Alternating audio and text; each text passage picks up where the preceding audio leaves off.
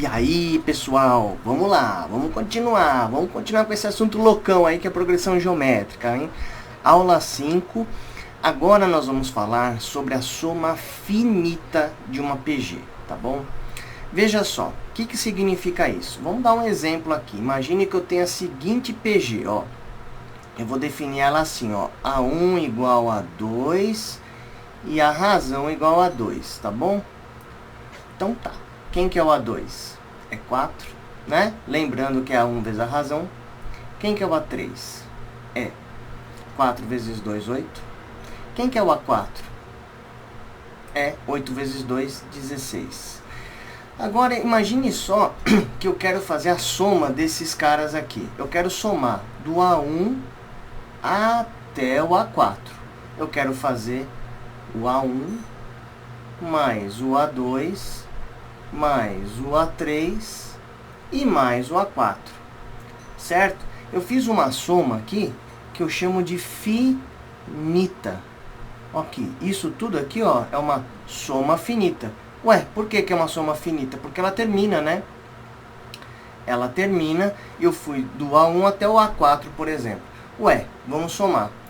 2 mais 8 é 10. 4 mais 16 é 20. 20 mais 10, 30. Essa soma deu 30. Pronto, fiz uma soma finita. Só que, meu amigo, você não vai ficar se matando, gerar todos os termos e somar isso, tá bom? Nós vamos ter uma fórmula fechada para isso. Outra coisa também importante, eu estou somando do 1 até o 4, certo? Então, eu estou fazendo uma soma finita, ó, que equivale a 4 termos somados a partir do primeiro. A partir do primeiro, ó, eu estou pegando o primeiro e fazendo a soma do primeiro até o termo que eu quero considerar, que é o A4, certo? Então, eu simbolizo isso, ó, por S4. Logicamente, se eu quisesse escrever S6, o que é o significado do S6? Ué, eu vou estar somando o A1 mais o A2 mais o A3, mais o A4, mais o A5 e mais o A6, tá certo? Nossa, e se eu quisesse S100? Vixe Maria, o que isso significa? Ué, que eu estou somando o A1 mais o A2, e aí, pessoal, nós vamos ter uma notação na qual nós indicamos o que estamos fazendo no começo e colocamos uma reticência aqui, ó, para dizer, olha, aqui no meio desse bolo tem todos os outros termos, A3, mais A4, mais A5, lá. E aí eu finalizo aqui, ó, colocando o penúltimo mais o último. O último é o A100, porque eu estou considerando o quê? Uma soma de 100 termos da PG. Então essa é uma maneira geral de representar essa soma. E ela fica bem claro que você está somando um por um aqui, ó, um por um, e está chegando até o A100, tá bom? Depois nós vamos mostrar uma representação genérica e uma simbologia para essa soma. Bom, ok. Então, o que eu falei para vocês? Que não precisa necessariamente gerar todos os números para você chegar nisso, tá bom? Todos os números para você chegar nisso. Nós vamos deduzir, apresentar uma fórmula, uma dedução de uma fórmula da soma da PG. Me acompanha aí, tá? E, logicamente, nós vamos precisar do quê? Da expressão do chamado termo geral, tá bom? Então, ó, lembrando, termo geral, se eu tenho o A e ele é de índice N, ele é obtido a partir da fórmula do termo geral como A1 vezes a razão elevado, pessoal, a N menos 1, certo? Então, o índice do termo que a gente quer corresponde ao quê? Ao expoente, só que eu tenho que subtrair um desse índice, tá bom? Então tá. Então, olha, vamos lá. Nós vamos considerar, então, de uma maneira genérica, uma expressão da soma desses caras aqui. E nós vamos relacionar isso através da simbologia. Vamos lá. Então, Se eu quero escrever, presta atenção, a soma de n termos de uma PG, eu vou escrever assim, ó, soma de n termos. Isso aqui é a mesma coisa que A1, né? Mais A2, mais o A3. E presta atenção, vamos escrever agora generalizado aqui os termos que estão aqui no bolo, só que eu não quero representar porque vai ficar muito grande, né? E eu mesmo porque eu não sei esse n pode ser 50, pode ser 100, pode ser 1000, é um n qualquer. Mas nós sabemos que o penúltimo e o último termo aqui podem ser escritos como a n menos 1 mais a n, correto? Pode ser escrito deste jeito. Olha só, eu vou fazer o seguinte agora. Apesar de ter escrito aqui a soma de todos esses termos de maneira genérica, né, A2, A3, a n menos 1, a n, eu não quero deixar desse jeito. Eu vou utilizar o quê? A nossa querida fórmula do termo geral. Daqui, ó, eu vou substituir todas essas representações de tal maneira que a fórmula da soma de n termos somente vai ser expressa em termos de A1 e da razão. Aí vai ficar legal. Vamos lá. Então, olha só. Sn pode ser escrito como A1, tá aqui. Agora, vamos lá. Quem que é o A2? O A2 é A1 vezes a razão. Mais, quem que é o A3? É A1 vezes a razão elevado a 2, não é isso? Mas, olha só, reticências aqui. Aqui dentro também vai ter um montão de termos que vão ser expressos em termos de A1 e da razão, né? Agora, olha só o ponto importante. Aqui, ó, se é n menos 1, eu posso escrever como A1 vezes Q elevado a n menos 1. E, finalmente, o último eu posso escrever como A1 vezes Q elevado a... Desculpa, volta um pouquinho aqui. Aqui é n menos 2 e aqui é n menos 1. Tá vendo? Ó? O AN é A1 vezes Q elevado a menos 1, que é justamente a fórmula do termo geral. O anterior, então, tem que tirar 1 a mais do expoente, então fica n menos 2. Qual que é a sacada agora para a gente conseguir obter a fórmula do termo, a fórmula da soma? Eu vou pegar a própria expressão da fórmula da soma e vou multiplicar essa expressão por quê? Então, observe que eu vou pegar agora o que está do lado esquerdo da igualdade e vou multiplicar por quê? Então, eu vou pegar Q vezes S elevado a N. Quando você faz isso, você pega uma expressão genérica que é a de cima e modifica ela através de uma multiplicação pela razão. Então, quando você faz isso do lado esquerdo, você também tem que fazer isso do lado direito. Então, para cada elemento que está aqui, ó, este aqui, este aqui, e toda a galera que está aqui, eu também vou estar multiplicando por quê? Este aqui, inclusive, e o último também. Eu vou estar pegando cada um desses e multiplicando pela razão Q. Então, olha só, me acompanhe. Nós vamos ter aqui, então, A1 vezes Q, porque eu multipliquei o primeiro que está aqui, por quê? Mais A1 vezes Q ao quadrado, por quê? Porque eu também multipliquei esse daqui por quê? Mais A1 vezes Q ao cubo. Aí você fala, ué, mas onde que está esse cara? Ele está nas reticências da primeira soma, que a gente não incluiu aqui, né? Mas está lá dentro. Mas, logicamente, aqui vai ter uma reticências, mas entenda que aqui dentro, ó, também foi multiplicado por quê, tá bom? Agora, olha só, este cara aqui, quando eu multiplico por quê, eu somo um expoente aqui, ó. É A1 vezes Q a N menos 1. Porque, no fundo, quando eu multiplico Q, N menos 2 vezes Q, estou somando 1 pela propriedade de potenciação de mesma base expoente diferente. aquela que já está nos vídeos anteriores. E o último ali, ó, se eu estou multiplicando por Q, vai também somar 1 nesse expoente. Então, vai ficar Q elevado a N. Então, note que agora, se você quiser pensar na equação de cima como uma equação, que eu vou chamar de 1 aqui. 1. Tá bom? 1. E a equação de baixo como 2, eu vou fazer uma operação matemática muito louca. Olha só.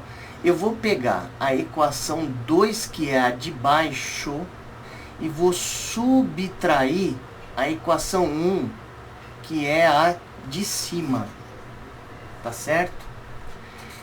Note que quando eu faço isso, você tem que pensar agora na subtração do lado esquerdo do igual e na subtração do lado direito do igual. Então, note, vamos lá. Eu estou fazendo 2 menos 1. Então, eu estou fazendo Q vezes S vezes índice N, que é esse primeiro termo aqui, do lado esquerdo. E vou subtrair este carinha aqui, ó, que é o próprio SN, que está do lado esquerdo. Menos SN. Percebeu? Subtrair um do outro, mas do lado esquerdo. E agora vem o grande pulo do gato da fórmula da soma finita da PG. Se nós pegarmos aqui agora o lado direito da expressão 2 e subtrair o lado direito da expressão 1, nós vamos ter que subtrair o quê? Os caras que são semelhantes. Mas olha só, vou marcar aqui, ó. Este cara aqui, ó, tá aqui, ó, né, ó. Então, se eu pegar ele menos esse aqui, subtrai e some, percebeu? Sumiu. Então, aqui, eu vou fazendo a mesma coisa genericamente para todos aqui, ó. Para todos aqui.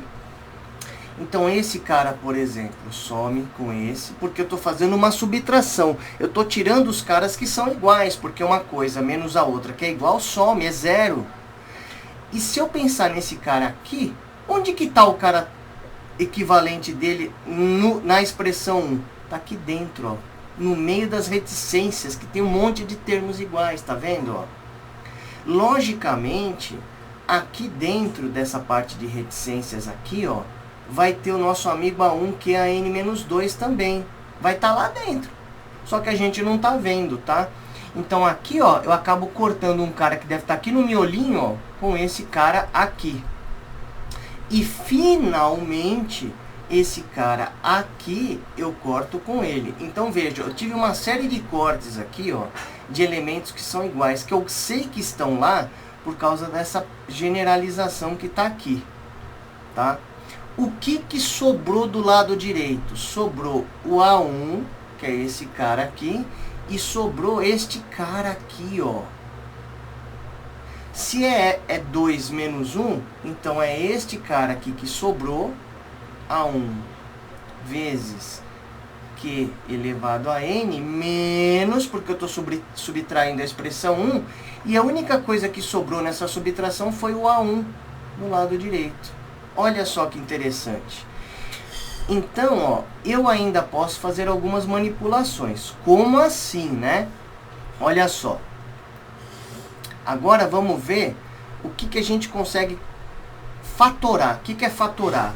É pegar um termo que aparece em dois termos somados ou subtraídos e a gente coloca ele em evidência. Do lado esquerdo da nossa equação, ó, o que tem em comum aqui, ó, é essa expressão SN e SN, ó. Então eu vou colocar ela em evidência. SN abriu. E aí, quando eu coloco em evidência, a gente vê o que sobra. No caso aqui, se eu tirar o SN do produto do Q vezes SN, é Q. Menos, porque já tinha o menos aqui, ó.